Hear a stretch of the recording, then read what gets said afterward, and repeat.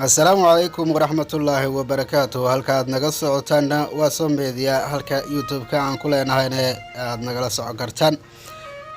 ولا لي علمتين وحاد الله يا سود هذا مال والبوا جوتان ما أنت شلي يدرات وحلا ودبدي قبل داني أي كم عاون أمل ديمونات أو كنا ذلك يوروب ذلك مذا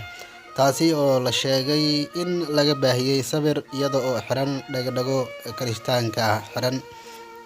dad badan ayaa waxay Facebook ku soo qoreen ma muslim ba mise waa gaal waxa lagu kala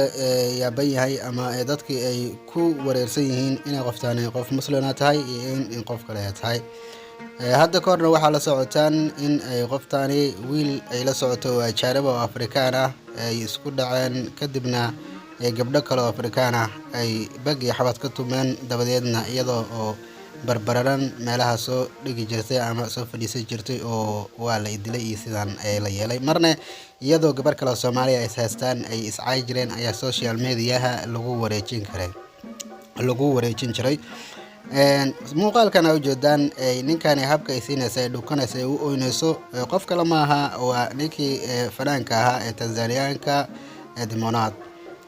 waxay u muujinaysaa runtii inay jeceshahay aad u weynayso waa gabadha ugu horreysay arko oo Soomaali ah oo fanaan inta qabsato habow siiso dabadeedna dhunkasho dhac ku siiso haddana hooytin macnaha xas dhig kara dhaqankeeda waxa la qabsatay dhaqanka Yurubiyaanka iska dhigaysa qofku markuu Yurub iska dhigayna wax walba uu sameeynaya marka wax walba uu iska cadeysanayaa oo aagiisa waxay ka noqonaysaa wax caada ah muhiimadda iyo danta ugu weyn waxay tahay dad badan waxay isku haystaan amal ma kristaanba mise waa qof muslina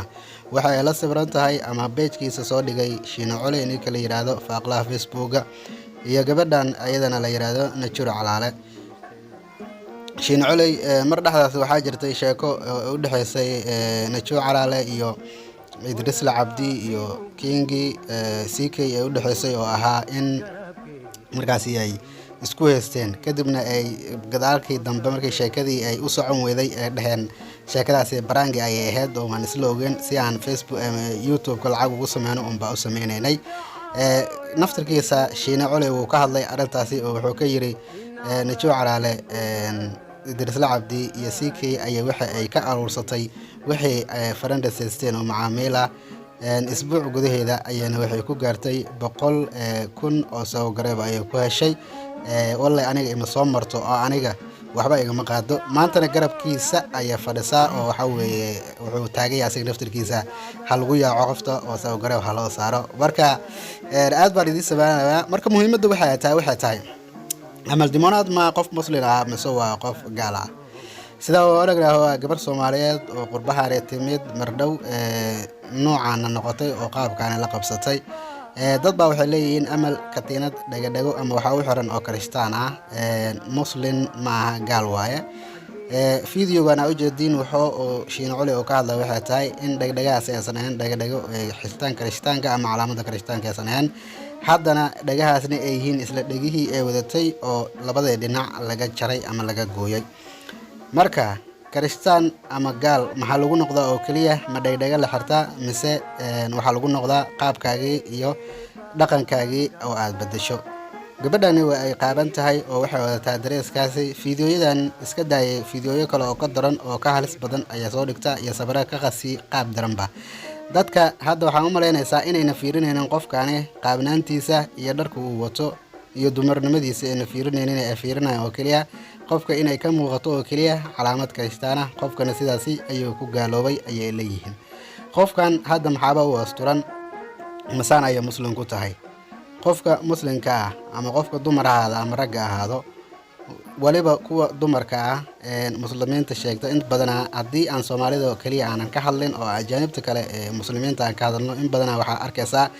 gabdho maqaamka wato oo xiran oo labisan oo waxa weey waxna aan ka muuqanin haddana markii aad aragtay ay ka hormaadaan iyagoo sigaar u shidan yahay oo sigaar hortaada ku cabay ayaa arkaysaa iyadoo haddana wali aasturan qaar waxa arkaysaa suwaal kaliya wato oo haddana madaxa u daboolan yahay haddana sidaas wadada ka hormaana haddana maanta aan muslim ayaan ahay ayay kula sheeganaysaa marka gabadhan Soomaalida ah kaligeed ma aha dad badan oo muslimiin ah oo Carab iyo Cajab isku jiraan ayaa ah dad sidan oo kala marka qofkan ayadaaba qaabanba katiinkeeda waxaa ka daran qaabanaasha ay qaaban tahay. sida idiin muuqataba labada gabdhood mid asturanba maba ku jirtaba labadooda gabadh, maqaam madaxa la iska saarto oo kan xanahana la baneeyo, surwaal iyo shaatina lasoo gashto macnaheeda maaha mana ka turjumayso qofka inuu muslim yahay. katiin la xirtana kama turjumayso qofka inuu gaal yahay, laakiin waxaad ka eegtaa qaabka ay u labisan tahay iyo dharka ay wadato iyo dhaqamada iyo waxyaabaha xun oo qof muslina uusan ku dhaqaaqaynin ay samaynayso. katiin ay xiratay ama dhagadhaga ay xiratay ayaad sidaasi kugu sheergareynayseen oo dhihayseen way gaalowday way waxismatay. awalan waxaa ka horeysaba qof sidaan isku galay ma qof muslim baha. haddii ay tahay diinta ama diinta muslimka ay tahay kaliya in afka laga sheegto la dhaho muslimaan ahay, wax waliba ku dhaqaaqday. dad badan maanta waxaa arkaysaa muslim kula sheeganaya haddana wixii ay doonaan ay sameynayaan. ajaanibtu wixii ay sameynayaan qamray cawaayaan, baararkay aadayaan, qaab xun bay u labisan yihiin. haddana maanta salaad la-aan weeye, haddana haddaa weydiisad waxay ku leedahay muslim ayaan ahay. marka Soomaali iyo ajaanibtan kale iyo carabta iyo dadkii markaas muslim oo ku kala jiro madow iyo cadaan ahba dhaqankani ayaa la soo baxeen oo hadda ay waxay diinta noqotayba in la yiraahdo oo kaliya afka ayaa muslim ka nahay, wixii oo doonana waa sameynana. qisadii hadda ka hor ninkii muslimka ahaa nin kristaan la saaxiib ahaa, marka wuxuu arkay ninkan muslimka ah waxyaabo badan oo ninkan gaalka uu sameynaa asigana la sameynaa. qamradoo la cabi jiray, kalaabadoo la aadi jiray, meel walba wuxuu sameynaa la sameyn jiray.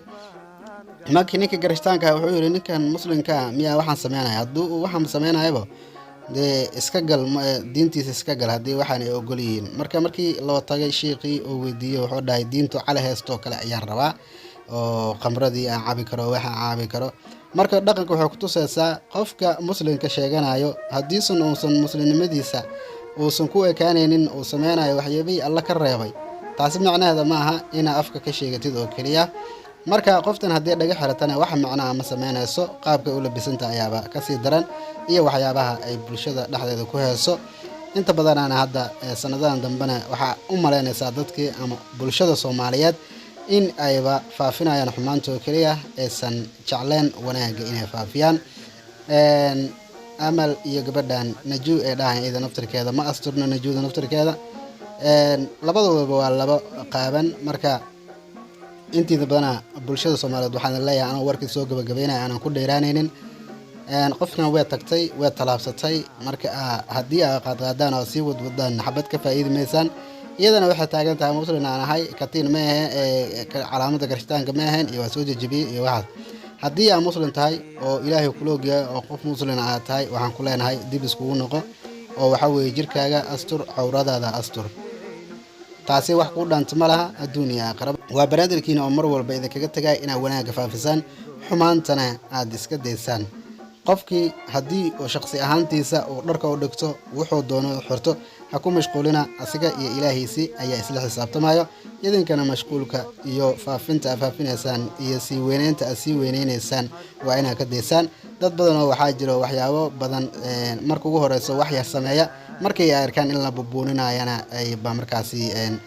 xumaantii ay sii badiyaan oo xumaantii ay sii sameeyaan. laakiin qofka haddii jiq looga dhigo markuu xumaan sameeyaba aan loo sheergareynin oo laga aamuso, community aan laga bixinin, aanba wax laga soo qaadin, wuxuu arkayaa in wixii uu sameynayo aysan ahayn wax xun, marka inay wax xun yihiin ayuu arkayaa. marka haddii laakiin qofku wax xun hadduu sameeyo aan buubuuniso, aad balballaariso, aad sii sheergareyso wado yacni qofkaasi wuu isku bagayaa, asigana beri wuu sii dhammaanaya. waxaa taasina ku lumay waa dabacaseer maamalyuun iyo dad badan oo kuwan oo kale la mid ah, iyo gabadhan hadda aan idinka hadlayo iyo mid kale oo iyadana dhar fashion xayisiya dheeso oo la sheegay baryahanba inay leedahay website lacag ay ku qaadato macnaha ay leedahay. marka taasina waxaa sabab weeso dadkii iyagoo af Soomaali ku hadlaya live ku soo galayaan ama video ku soo duubayaan, ka qofka ka sii shaqeynaya oo qofkan si caanka ka sii dhigayo oo sii wareejinayo oo xumaantiisa dadka kale u sii wareejinayana waa adiga. marka qofkan wuxuu sameeynaya asiga ha ku ekaato, adiga faraha kala bax, ha u share gareenin, hana la gareenin oo love gareenin. dad badan ayaa waxa u maleysaa xumaanto kaliya inay jecel yihiin wanaagana uu dhibaayaba. xataa waxaa laga yaabaa dadka maanta Facebook-ga soo gala haddii ay arkaan sheekh ama wacdi ama in yaro wanaaga ay arkaan aysan ku daahin dhageysigeeda, balse ay ku daahaan maxaa la yiri maxaa la sheegay iyo heblaayo meelaha ka qaaban ay fiidiyogaasi laga yaabay in ay ku soo ceshceshtaan waa baraadarkiina oo idinkaga tagaaya salaamullaahi calaykum waraxmatullaahi wabarakaatu had iyo jeer wanaagga aan faafino xumaantana aan iska reebno salaama